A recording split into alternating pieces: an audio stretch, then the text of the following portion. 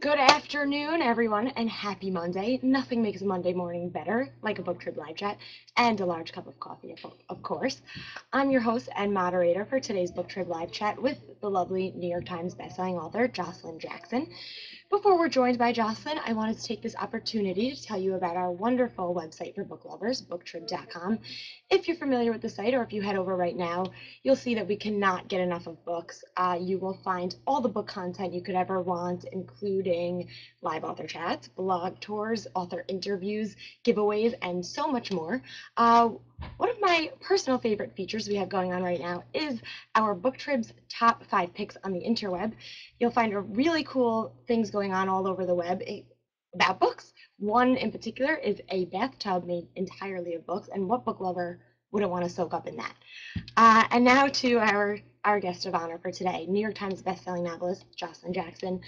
Some of her novels you may have heard of: Gods in Alabama, Between Georgia, The Girl Who Stopped Swimming, Backseat Saints, and A Grown-Up Kind of Pretty.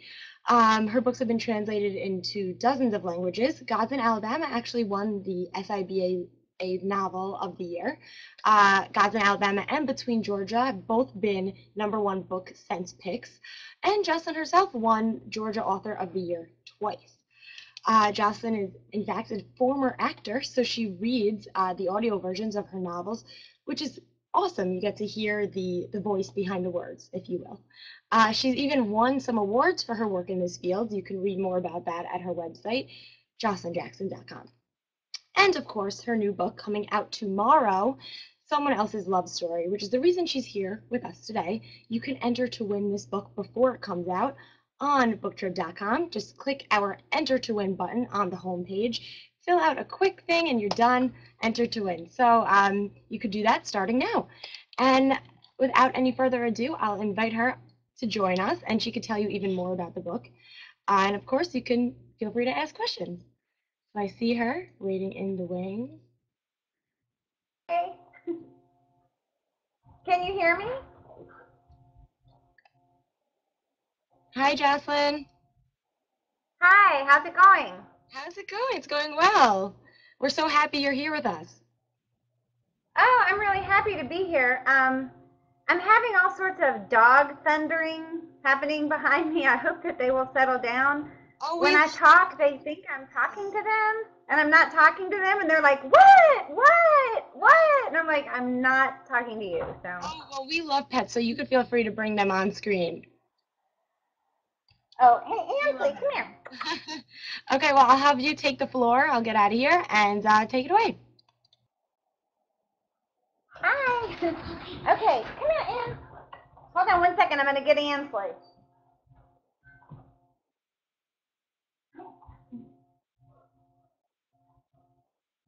This is the only one who's small enough to come on screen. The other one is like a 70-pound hound dog.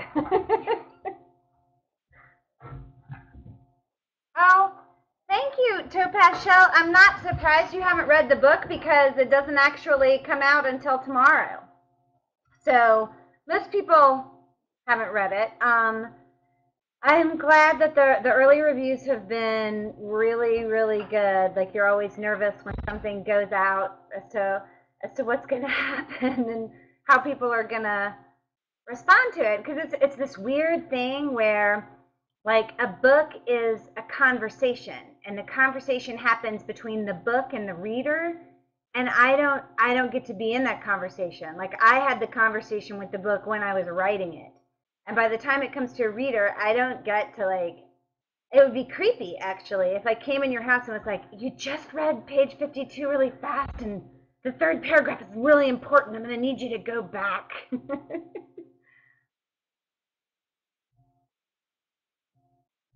Are there any similarities or differences between you and the characters in your books? Well, I I hope so. Um, Especially considering that, like, the narrator of my first novel was a wildly promiscuous murderess. So yes, I hope so. Um, and none of my characters are me. Like, if I try to find me in a book, like which character is me, I'm not really there. But they're all mine. which means I invent them all, but they all come out of my history and who I am as a person and my belief system and the questions I have about how the world runs and what makes things go and what does faith look like and how can it be used as a weapon or how can it be used as a balm or how does parenthood change us and what does it mean to be a mother? Do you become an entirely different person? How far can you, what does forgiveness look like, especially in the postmodern world? How far can I walk into the black and still see that little light that brings me home? Like that kind of thing is the questions I'm always engaging with. And those are questions that really interest me as a person. So yeah, they're all mine, but they're not me, if that makes sense. Um, Nina is asking about, can you guys see the questions or do I need to read them? I guess I'm not clear on that. She's asking about being an actor and a playwright before being a novelist and asking if my background prepared me to be a novelist. And yes, it was very much a progression. And I wouldn't say that I was an actor so much as a playwright for a long time. I did do some acting, but my theater focus, my education, when I went to college for theater, my focus, I was declared in playwriting, but I did really like acting too. And acting happens right here. Like this is the piece of my brain that gets hot, and this is the piece of my brain that gets hot with novel writing, whereas playwriting didn't come from there, and I wasn't actually a very good playwright. It's kind of sad because I really wanted to be a playwright, but I'm not good at it. To be a good playwright, you have to sort of make this spine that is really truthful and have a lot of room around the spine, like for actors and directors to build an animal. And I'm not really good at leaving room. I like to build the spine and then build the whole animal myself. I want to control the whole thing. So if you can't let go and leave room for community, you can't be a playwright. You have to be a novelist. um, it took me a long time to figure that out, but once I did figure that out, it's been better to be a novelist than I think than it would have been to be a playwright because theater life is so difficult and so travel-y and so you're always changing communities and you have to go everywhere and I think it'd be really hard to have a family life, whereas novel writing, I've been really lucky. I've been able to stay home with my kids and work from home when I'm not on book tour, um, and that has been really great. Whereas with playwriting, you have to go where the work is, and actually, like you can make even less money as a playwright than as an actor. Like you always hear about poor actors. Actors have to buy playwrights macaroni and cheese. That's how poor playwrights are. So, all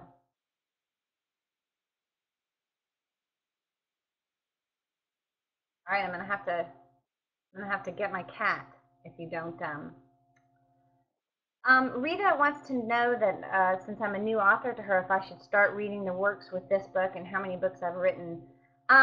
This is my sixth book to be published. It's the eighth one I wrote. I wrote two books, kind of learning how to write a novel that were never published. So it's my eighth novel, but it's the sixth one to be published. And honestly, I love all my books. It took me about 2 years to write each one of them, and it would be so tragic if I didn't love them. Like if I wrote a book and spent 2 years of unrepeatable life and thought on it and then didn't like it, I don't think I would write another book. I would be too disappointed. So of course I love them all, but to be truthful and kind of gross, if you'll forgive me, um, someone else's love story is the best thing I've ever written. It's my favorite thing I've ever written. If if someone has read none of my books, this is the book that I I would really want people to start with because um, I think it's a braver book in a lot of ways. Somebody just earlier gave me a nice compliment. Sharon was saying that I'm always so funny, and I think that's very kind of you. But sometimes I'm funny to my own detriment. Like, um, for me, humor is a coping mechanism, and for my characters, I often write characters who use humor as a coping mechanism because I don't think my books are funny. I think my characters are hilarious. Very often they are people with a good sense of humor, because it's more entertaining. You know, I write partially to entertain myself, and I'm just really lucky it also entertains other people. But so I write these characters and I like them to have a sense of humor. But sometimes, like when stuff gets real in a book and when I'm writing the hard, nitty gritty stuff, I use the humor as a sort of a way out of the pit so that it has buoyancy. Um, I'll tell you a funny story. I just went to a bookseller dinner. It's called a sell-in dinner, where you have dinner with a bunch of booksellers, and I was kind of moving around the room and having a drink at every table. Ask me how that felt the next morning, but it was a really good time while it was going on. So I went to one table to have a drink, and one of the booksellers has read the book and has been a fan of mine for a long time, and the woman by her had never read anything by me, and so the bookseller who had read me was saying to this new bookseller who didn't know me, "Oh, you have to read someone else's love story. It is hilarious. It's my favorite one of hers. This is so funny. I almost fell out of my chair. Da da da da da." And so the second bookseller was like, "Oh, that sounds really great. What's it about?" And the first bookseller is like, "Well, it's about this guy, and he's completely suicidal because he lost his whole family in a car accident. And then there's this girl who claims she's had a virgin birth, but it's a coping mechanism because of this terrible trauma." And the more she talks, the more the second bookseller is like looking at her like, "What are you talking about?" And finally, the second bookseller interrupts and is like, "I thought you said this was a funny book." And the first one's like, "No, no, no, it is funny. It is funny. It's funny, but." And then the first one turned to me and she looked kind of irritated, and she's like, "I have to go back and read this book again, don't I?" I'm like, "Yeah, you think you do." So, for me, I think the buoyancy can get you through the dark places I like to go. I mean, at the heart of it, every book I've ever written is in some way about redemption, about how we turn and go another way, about the things, the tiny moments and the little human things that save us. So they all go some pretty dark places, but I try to let the humor be a little bit of buoyancy so that, you know, you don't finish reading the book, close the cover, and be like, "Well, I think I'll walk into the sea now like a tragically sad lemming." Oh, there's my doorbell. Well, this is why I had children. Thanks, Bunny. Kimberly wants me to talk about how the character of William Ash came to me. Sure, I would love to. The book has two narrators. Shandy Pierce is a 21-year-old Georgia girl who claims she has experienced a virgin birth. She has a 3-year-old son. I think you would not be wrong to enter into the book with a healthy skepticism about that. And the other narrator of the book is a guy in his 30s named William Ash, who is a brilliant geneticist. He is pretty high up on the autism spectrum, um, and just a really neat human being that I wanted to write about for a very long time. The problem with William is, like, William was tied in my head with the idea of writing a book about miracles. I knew when I wrote about William, who is an atheist, who is the saddest person ever, um, he would be Jamie.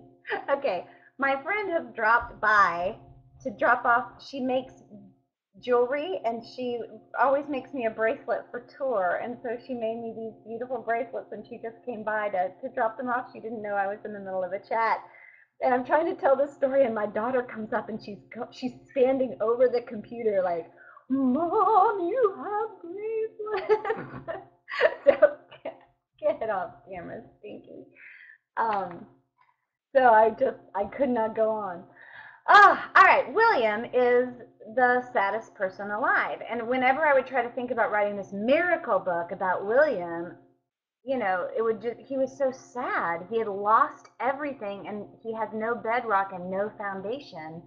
And I just thought, the book would be like, once upon a time, William woke up and walked into the sea.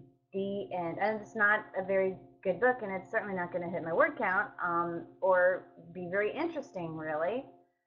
So I never wrote about him, but he kept on coming back and bothering me. And like he went through all these over the years when I would think about William, there were all these permutations. Like at one point I was going to write about him and he wasn't a geneticist. I knew he'd be in the sciences. I knew that, but I tried different jobs on him.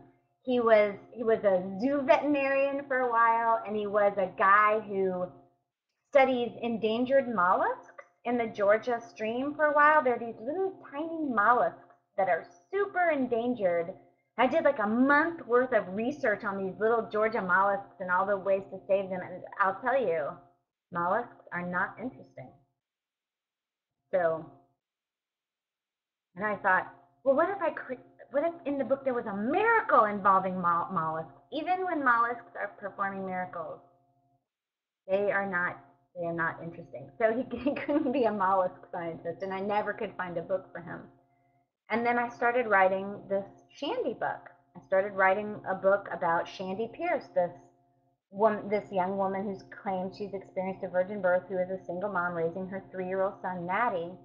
And thematically, Shandy started engaging with all the topics and ideas and themes that I wanted to use William to engage with. And I was like, oh, what if the reason I can't, like, William was this gray rock, there was no way in. And I started writing this, like, feisty, peppery little 21-year-old from rural Georgia, and William's this, like, urban, super educated guy. And I thought, what if she's the hammer? What if he's the gray rock? And what if she's this little fierce hammer who's going to knock him open? And what if he smashes open and he's all diamonds? And so I put all the Shandy stuff aside, and I thought, well, they have to meet in some way that Shandy, being Shandy, will think is destiny, and William, being William, doesn't believe in destiny, but it had to be like this big coincidence meeting, like not a meet cute, not a not a chance meeting, but something that felt bigger than that. And I got the idea that they would just happen to be at the same gas station when a man came in to rob it, and it would turn. And I thought it would be very fast, but it turned into a hostage situation, and it became a whole big chunk of the book. This hostage situation and the relationships that develop in this gas station in the middle of a holdup. So, and that was how I was able to write William, was I found a way into him via a narrator that's my kind of narrator. If you've read any of my books before, I write usually very strong female characters, very spunky troublemaker types. And so I think my readership is going to recognize Shandy, and I think that she will sort of be a way into William. Sharon is asking about plot, sorting through storyline when I want to add a twist. I tell you, plot is the thing that comes last for me. I am not an outliner or a plotter, and I do not plan twists. A lot of my books have very twisty plots, and very surprising things happen, but I don't plan them. I know that sounds weird. The way I write a book is I know the cast really, really well, like really well. It's when I told you I thought about William for 10 years before I found a way to write him. That is completely not unusual. Um, it's a very inefficient way to write a book. I can't recommend it, but it's also the only way that works for me. I think about these characters for years and years and years. Not all of them. Like, new characters will spring up around a character that I've thought of for long enough that I'm ready to write about them. The longest I've ever thought about a character before I wrote about them is 19 years. And I've never written a book that didn't have at least one character that was over 5 years old. Not one. Um, so I think about these characters for years, and as I invent people, because I'm a very easily bored person. I do not like to vacuum my rug, and I do not like to brush my teeth. But if you don't vacuum your rug, the bugs come and eat your children, and if you don't brush your teeth, they fall out of your head. So I make up these people, these sort of imaginary friends, and I play with them. I think of things that they could do or say and have little conversations in my head with them while I'm vacuuming my rug and brushing my teeth. And if it's a person who's going to engage with things that interest me thematically, that person comes back. That person will come back all the time when I'm brushing my teeth. Over and over, that person will come back. And other people I've been thinking about for years, I'll be like, oh, that woman that I invented who stands in the graveyard in the pink dress 10 years ago, that's her sister. And they were once in love with the same man. So, like, these characters will start to clot up and form casts. And when I have a whole cast, they kind of get louder than the other casts, and I think I'm ready to write the book. So, like, writing a Shandy book with there were older characters. Shandy was a very new character, but there were older characters in the Shandy book, like her best friend, a poet named Walcott, and Walcott's momses were already people I had been playing with in my head for 4 or 5 years. So when I realized that she was the road to William, the way the plot happened was I thought of an inciting incident, like what do these people really care about? What matters? Well, to Shandy, it's Natty. Her son matters. She loves Natty. And William wants to opt out. William is done. And so I tried to think of a way that each of them, to put, you find your character's soft core and you put that thing in jeopardy and you see what they do to protect it and who helps them and how the relationships pan out. And so the plot develops as I am writing.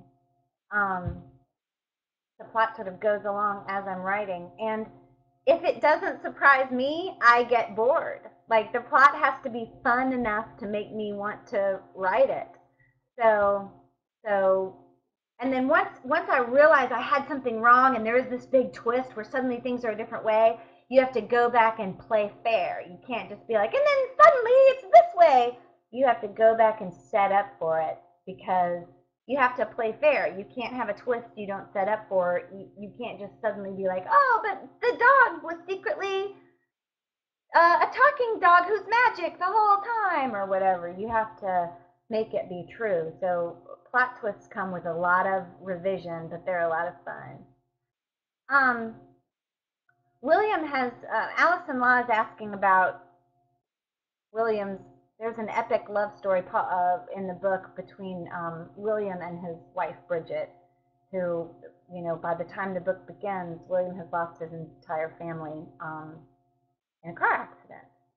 So, but you do sort of hear their love story, which is that's the someone else's love story Shandy's talking about. She kind of is the vehicle to where we get to hear William, who, as he's pretty high on the autism scale, but he's definitely on it. And I'm not sure he would tell his own love story, but because Shandy comes in to be this hammer, and because they begin in this Circle K, his love story with Bridget kind of escapes. And he has this wingman character named Paula, who is the devil. I love her. She is awful. She's one of those people that um, does all the things that you would do if you were having a really bad day and just didn't care. Like, she's a bridge burner, and she's mighty, and she's a scrapper. And I think the only reason she's endurable at all is because she's an intensely loyal friend, and also she kind of uses her fighty nature for good. I kind of think of Paula as a sort of a post-feminist Batman, second wave feminist Batman. She can't stand to see anybody being ground down and oppressed, and she has enough spine for any three people, so she very much fights for the underdog. And when William falls for Bridget when they're very young, it is Paula because he doesn't have the world's best social skills. It is Paula who is very savvy about male-female relationships, who sort of helps him engineer a way to court his wife and helps him come up with a plan to court the woman who will be his wife. And no, I think that um, without Paula, there wouldn't have been a William and Bridget. She's a demon, but she's a very good friend. If she's on your side, she's awesome. Bonnie wants to know what I like best about being a writer, about being a novelist. Um, Gosh, there's so many things I like about it. Um, there's this crazy thing that happens. Like I'm about to leave on book tour. In the morning, I'm getting up at 5 in the morning and I'm doing a 16 city tour. And I'm going to go all over the country and I'm going to meet all these different readers. And like book tour is sort of like hell and delight, delight and hell. Like hell is airports and delight is these book events where you get to meet readers. The best part about having your novel published is you meet people who have met your imaginary friend. It's sort of like Big Bird. Were any of you Sesame Street kids? Do you remember Snuffleupagus?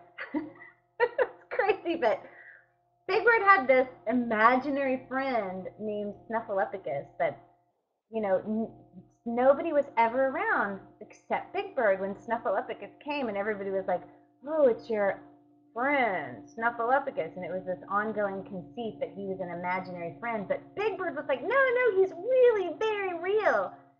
And at some point, late in after years and years, Snuffleupagus got seen, and he was a real animal, and Big Bird could suddenly introduce Snuffleupagus to all his other friends. And I know this is a crazy metaphor, but it's true. That's what it's like. It's like I go and I meet readers who have met William, my imaginary friend that I made up in my brain, and they know him. And one of the things that's really cool about it is like if William was a real person and he was my good friend and you met him separately from me, you would have a slightly different opinion about William than I have. But it would be valid because you would have met him too, and maybe you think this about him. Like it's always interesting to compare notes when you find out you know someone in common, and then you're like, oh, he's so funny, and you're like, oh, I don't think he's funny. I think he's kind of mean or whatever. And I love that. I love that I get to meet all these people who've met all the Snuffleupaguses that come out of my brain. It's like the weirdest. It's a little dirty. It's like a little dirty form of gossip. It feels wrong to get to have these conversations. And that's the best part about being an author. The That's the best part of publishing. I kind of think that's what you I kind of think that's what you mean. The best part about being a writer is the writing. The writing feeds you in a way nothing else does. I mean, anytime you're creating anything, anybody who's at all creative, whether they're a great baker or a poet or whatever you're making, there's something so satisfying about making something. Um, Marjorie wants to know if any of my friends find themselves in my book.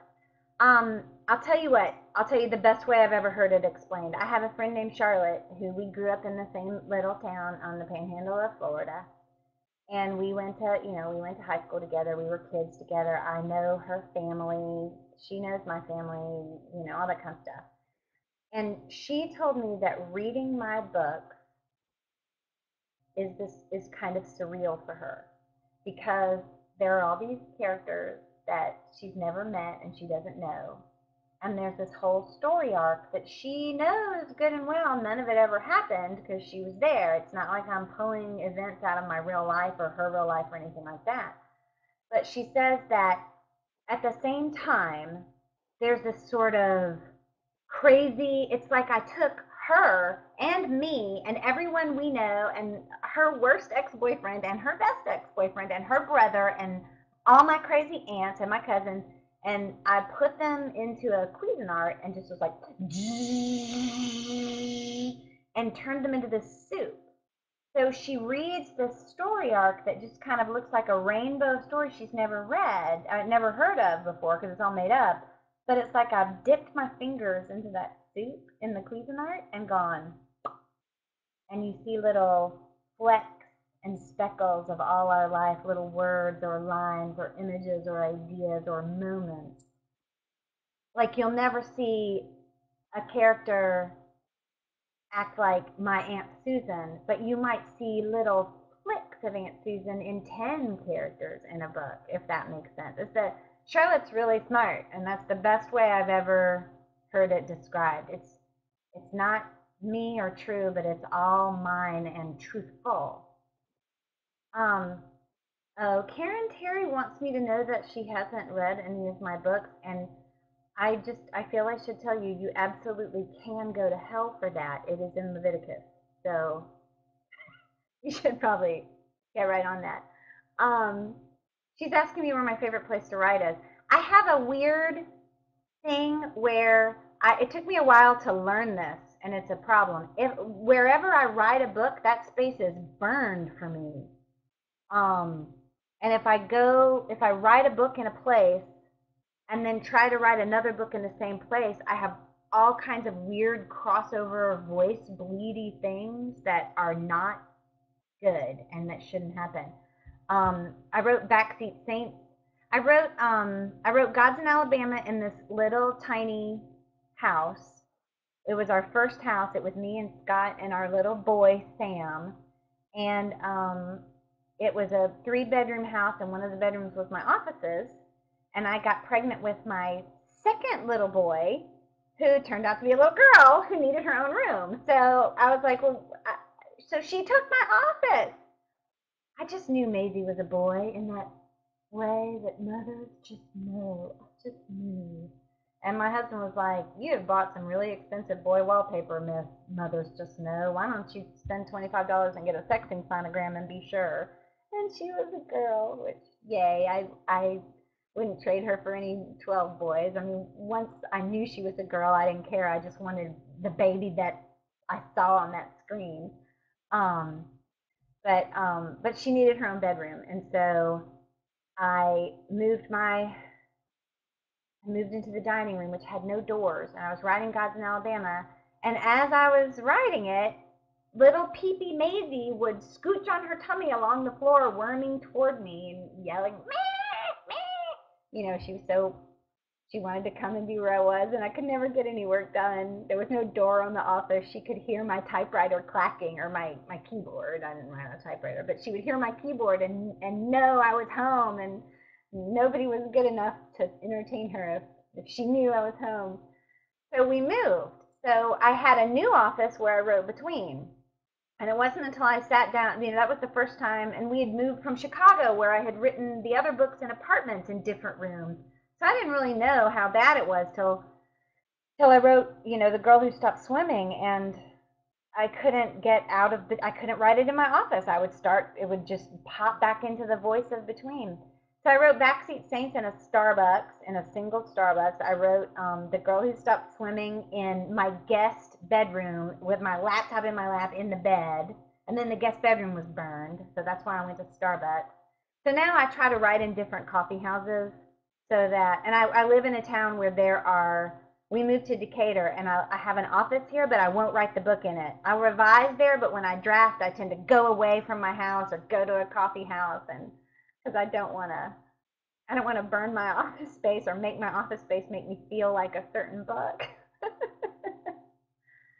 Yes, Shelley. Oh, thanks, Rita. Lord knows I can talk. Rita says that she likes my detailed answers and explanations. I married a very quiet man. Ugh. Desmond wants to know if I've written any nonfiction and if I would consider book length nonfiction. Um, well, I don't know, Desmond. Um, I think it would. I've thought about it, and I have a book that I would like to write at some point, but certain people need to be dead, just to be quite honest with you. There are books I won't write while there are certain heartbeats on the earth because I wouldn't want to hurt anyone, or embarrass anyone, or I don't know how comfortable I would feel publishing something real because it's really just my opinion and my take. Like I think about this. I had a long-standing friendship end after about 10 years, and it just sometimes friendships just end. And she's a great person, and I don't think ill of her at all. But if I were to tell you why I don't hang out with her anymore, and if she were to tell you why she doesn't hang out with me anymore, you would hear two wildly different stories. Like, and I'm savvy enough about narrative to understand that, but I still think the story I would tell is correct, and she, I'm sure, thinks the story she would tell is correct. Probably logic says the truth is somewhere in the middle. It just wasn't a good match for a lot of reasons. Um, but she's such a cool person. I really wanted to be friends with her, and she still is a cool person. It's just not a good match. So I don't know how comfortable I would be telling my side of a story. Like, one of the nice things about novel writing is I don't have to take sides. You know, I can explore a question without having to definitively answer it, because who wants to read a novel with a moral, you know? And then I learned a valuable lesson. I mean, I liked that kind of story when I was 6, Aesop's Fables kind of thing. But I think as we grow up, we get hungry for more complicated thinking than that. I do blog, which is nonfiction writing. Um, and I've been blogging for more than 10 years. It's sort of a running online diary. It's called Faster Than Kudzu. And I named it Faster Than Kudzu because I am faster than Kudzu. And Kudzu's pretty fast, but I'm faster. So, not in a dirty way. I just mean, quick. So, and it's getting harder the older I get and the older my kids get, because there's stories I can tell about my children at 3 that now that my oldest child is 16, I can't talk about him in the same way. You know, he has a life and his friends are online, and my version of his story I don't want to put on the internet. Shelley wants to know if there's one character in my book that I love just a little more than the others. Um, my immediate thought is to say yes, but then there's like 6 characters that immediately spring to mind that I love more than the others. I can claim maybe Walcott I love more than the others, and maybe Shandy I love more than the others, and definitely I love William more than the others. I love Bridget. I love William's wife, Bridget. Maybe the test of it is there's one I'm not done with. I'm writing a book where Paula is narrating right now, so I'm definitely not finished with Paula. It's my first time writing a sequel. I've never written a sequel before. Um, but I don't know. It's kind of like my kids. When my kids were little, I used to drive them crazy because I'd say like, "Hello, Sam. You are my very favorite." And Maisie would say, "What about me?" And I'd say, "Oh, you're definitely my favorite." And Sam would say, "You just said I was your favorite." And I'd say, "Absolutely, you are my favorite." And Maisie would be like, "But," and I'd say, "Yes, you're my favorite." And it would be true. Like, I wasn't lying. Sam is my favorite, and Maisie's my favorite, and Scott is my favorite.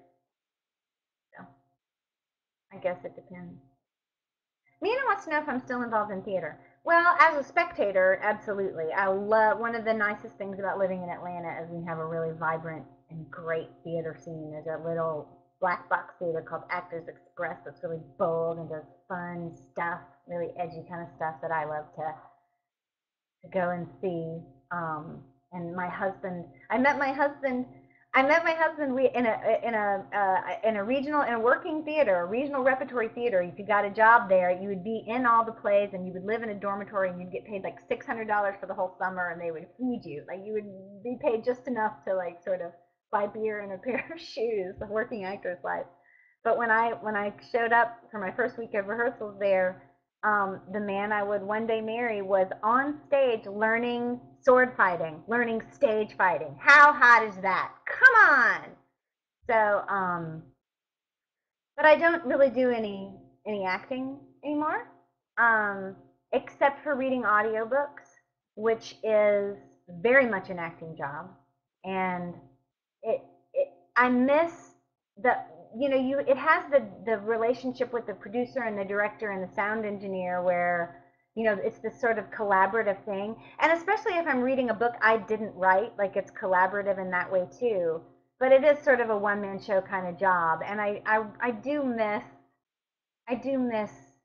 the community of theater. That is a good time, and it's really fun. I'm really good at collaborative work as an actor in a way that I never was as a playwright. Like I can do that. I love to work in community that way, and as an actor, it's super satisfying. So I mean, maybe one day when I'm a Mima and yeah, right now, like between writing novels and raising babies, that's two full-time jobs. So I can do two full-time jobs, but I don't think I could also be in theater. But someday, when my kids are launched and I only have one full-time job, I might get back into community theater and like do on Golden Pond and stuff like that. Margie wants to know who my favorite authors are. I'm a huge reader.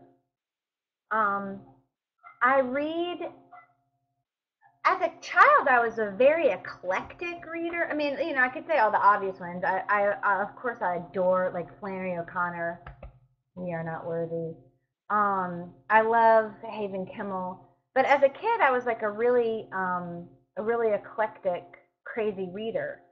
I read like all the normal little girl stuff, like The Secret Garden and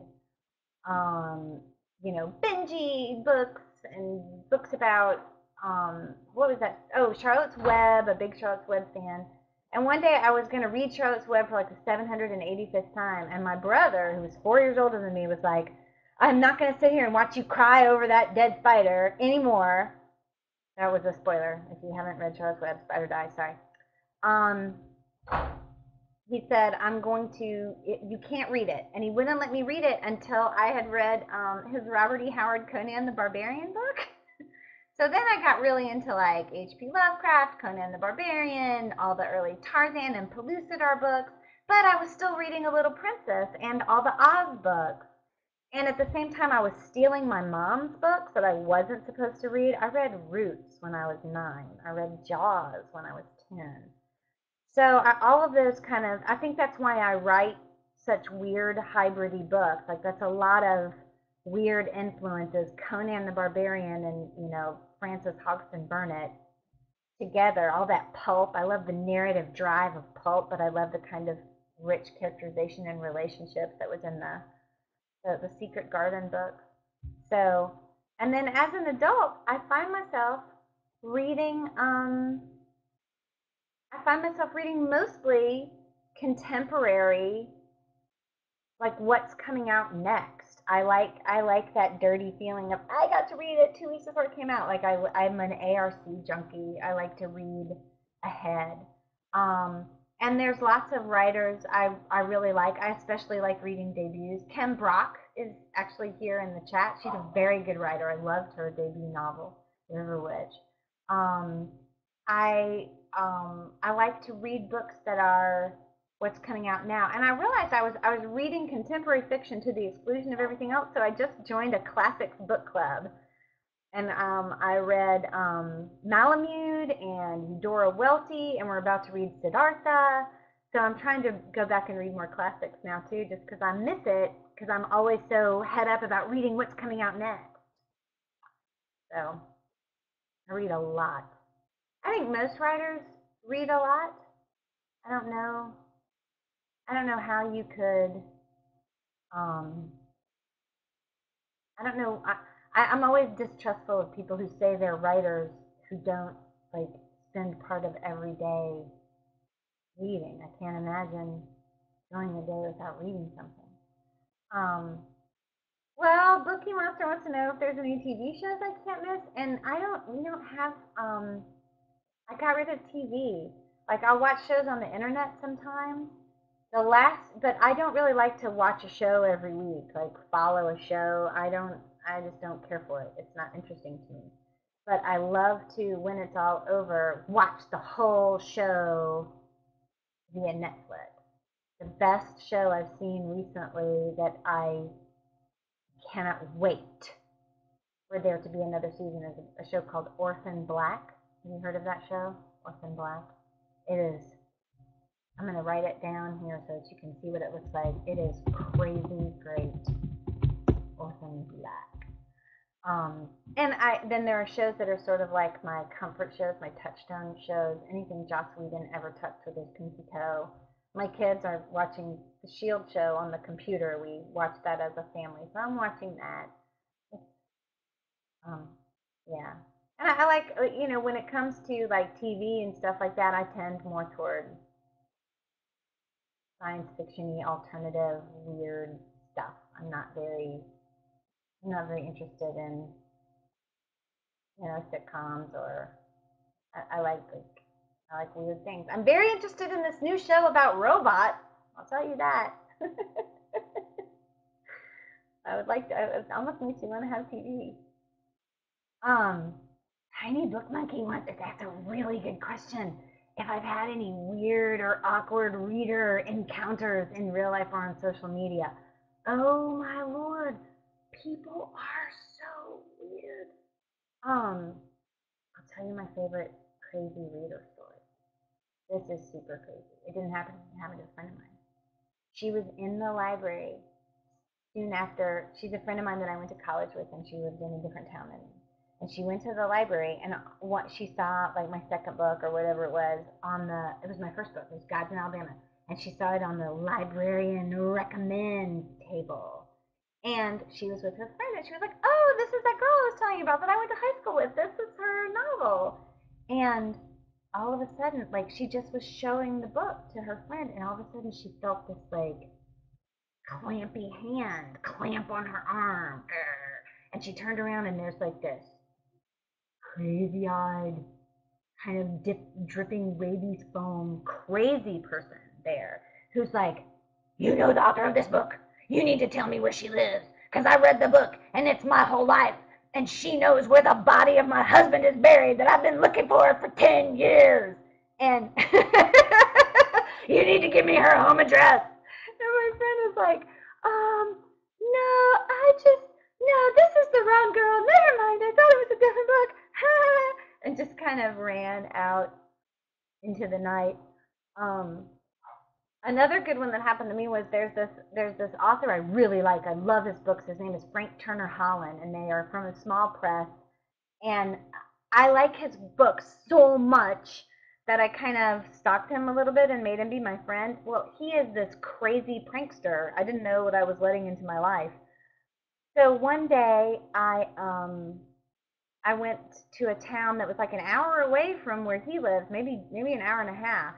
And when I got there, the librarians were all upset and a Twitter that what I did and worried and like shuttling me around. It was like really a weird vibe. And he had gotten there an hour before I was there and pretended to be someone and told them that there was a protest planned over my books because people were offended by the subject matter and like to batten down the hatches and prepare for the invasion of picket sign wielding lunatics, and just had made all the librarians insane with terror, and they were trying to protect me from it because they didn't want me to be worried or upset.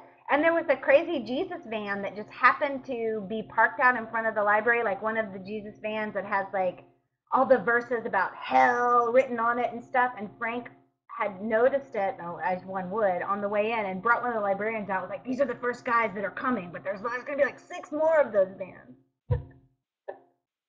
He's the devil.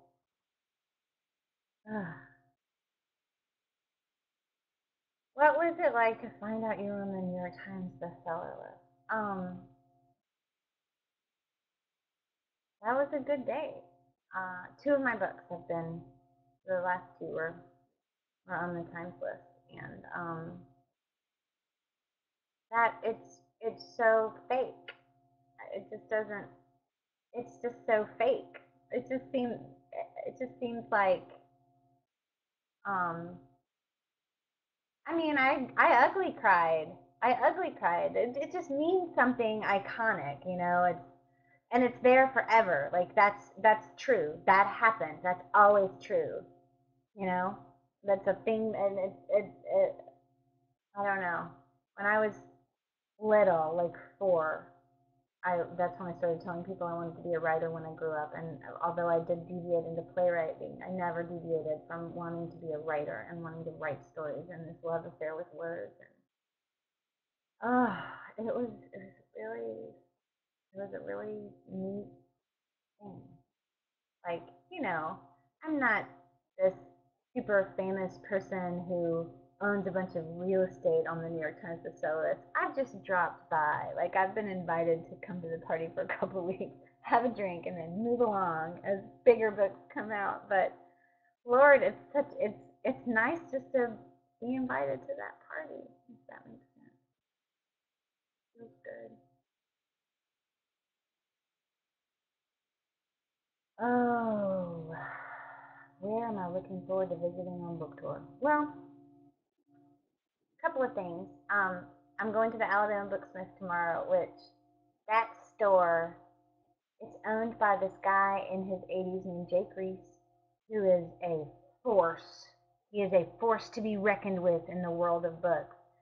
And he's the kind of person that, like, everybody wants a chunk of him because he's so influential, and like, he can really do a lot for a book. Well, when my first book sold, I didn't know any of this or understand the politics or anything, or what you do and what you don't do. His bookstore happens to be near where my parents live, and it was their bookstore. They would shop there all the time. So I was like, well, I sold the book. I should go meet a bookseller and find out what that's about. And so I just showed up one day in my jeans, and I was like, hey, my name's JOSHILYN Jackson, and I sold a book, and it's going to be published in 9 months, and blah, blah, blah. And I don't know if I just caught him on a good day, or if I was just so clearly not, like, too dumb to have an agenda, like too ignorant to possibly be coming in there with an agenda. I just was as gormless and feckless as a bunch of ducklings, and I wasn't very savvy, and I think that showed because he just was really nice to me. And he read my book in manuscript form, which Jake Reese does not do, and he loved it. And he was sort of the leading flag that got the independent bookstores to notice my work. And that's why I have a career, is because is the independent bookstores. They really, I'm an author that gets hand sold. Like, booksellers read my books and they're like, hey, you need to read this one, which is, that is the best thing. Like, that feels so good to have that kind of support from the independent bookstores. They just have been great to me, and it really started with Jake. He just liked the book, and he just kind of adopted me, and I'm that's where I'm launching from. I live in Georgia, but I'm driving to Alabama to have my book launch at the Alabama Booksmith. And I'm looking forward to my hometown too, here in Decatur. And I'm going, like, some weird places I've never been. I'm going to Lansing, Michigan. I want to go to Lansing, Michigan. I'm going to Ann Arbor. These are places that I've never been, so I'm always excited to go someplace new. If that makes sense, just to see something different. Definitely going to be different than Georgia and Lansing. I don't think I own a coat. Um, Cookie Monster wants to know if I'd ever consider writing a science fiction novel. Yeah, woo, Lansing! I don't know where Lansing is. Is it in the Mitten? Can I say Smitten by the Mitten, or is it a UP place? I don't know. Um, would I consider writing a science fiction novel? Yeah, I would. Um, I've read a lot of science fiction, and I would only write soft science fiction. Like, I'm not going to do the Arthur C. Clarke hard science fiction. Like, that's not. I can't imagine. Can't imagine caring that much about physics. Although, just writing William, I spent a lot of time first researching mollusks, and then researching genetics, like hanging out with geneticists and at Emory University. So maybe I'm wrong, and that was fascinating. Genetics are fascinating. So maybe I would get totally into. But I think if I ever did write a science fiction book, it would probably be YA. Like I can see myself writing a fantasy or science fiction book more geared toward teenagers or young adults rather than adult science fiction. And I would like to write YA at some point when I get a minute to think about that and read a lot more YA. I don't read enough of it to write it effectively. Sally wants to know if I'm planning any classes or workshops or seminars. If you on my website, I put everything that I'm going to do. I like teaching, and I try to do it 2 or 3 times a year. Right now, I may be going to teach. I just got an offer to do a 3-day seminar in Wyoming, which is interesting to me because I've never been to Wyoming. I think that would be fun.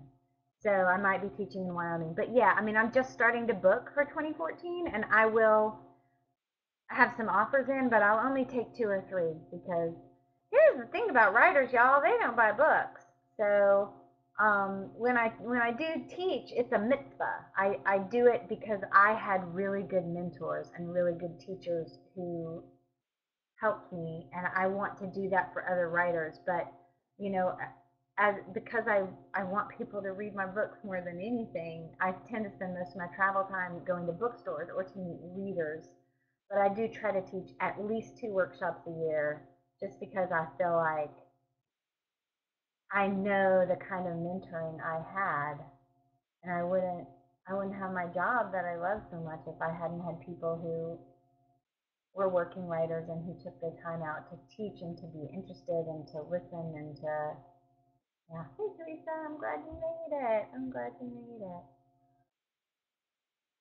Did you have anything to ask? Shelley wants to know if I feel like getting my MFA was vital to the success of my writing career. Yes and no. No, in that it was a terrible program with terrible teachers. Sorry, I won't say where I went. Um, but Lord, it was awful. It was a god awful program. I was supposed to go to a different graduate school, but I liked this boy. And I had a full ride at a really good graduate school, and I liked this boy who was going to move to Atlanta and date me. But then he got a job offer, and he had just finished an MFA in theater, and it was a job offer with like insurance. So he was like, instead of me moving to Atlanta, why don't you move to Chicago? So I overnighted all these applications and just like went to the first school that offered me any money so I could date this boy. Then I married him. I had a whole bunch of his babies and I still like him. So it was a good idea. Um, but the graduate program was so depressing. There were 3 professors there. One of them, you knew not to go into his office if you were a female without someone accompanying you. One of them just wasn't interested in anything a woman could ever write. Like if a woman wrote it, it was automatically not interesting. He actually came to a reading of mine, heard me read a short story, and came up to me and said, "That was actually pretty good. I hadn't really noticed."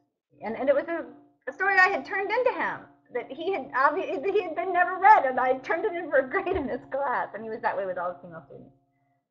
And then there was another professor who just felt really sort of competitive with her students, and if she felt like you might be commercially successful, I got some publications and some magazines that she hadn't gotten into, and she just didn't like me for that. So, like, if you're going to teach, you can't be competitive or feel that way toward your students. I taught a semester at Vermont College of Fine Arts, and one of my students just sold her book that I helped her work on to Sourcebooks. It's going to be her debut novel, and I'm so excited and happy. And that's what you want in a teacher. So in that way, no, it was awful.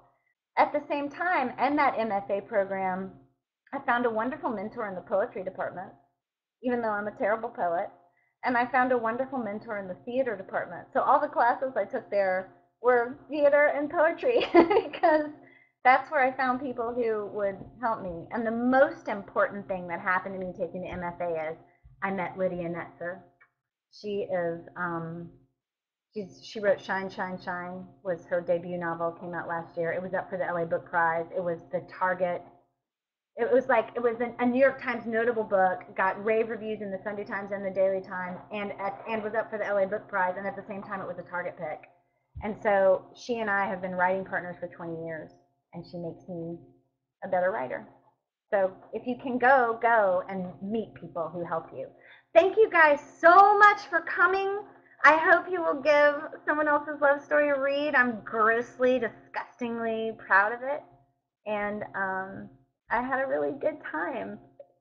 Even though I had to look at myself, which is weird to see, I'm like, I should have brushed my hair. Thank you.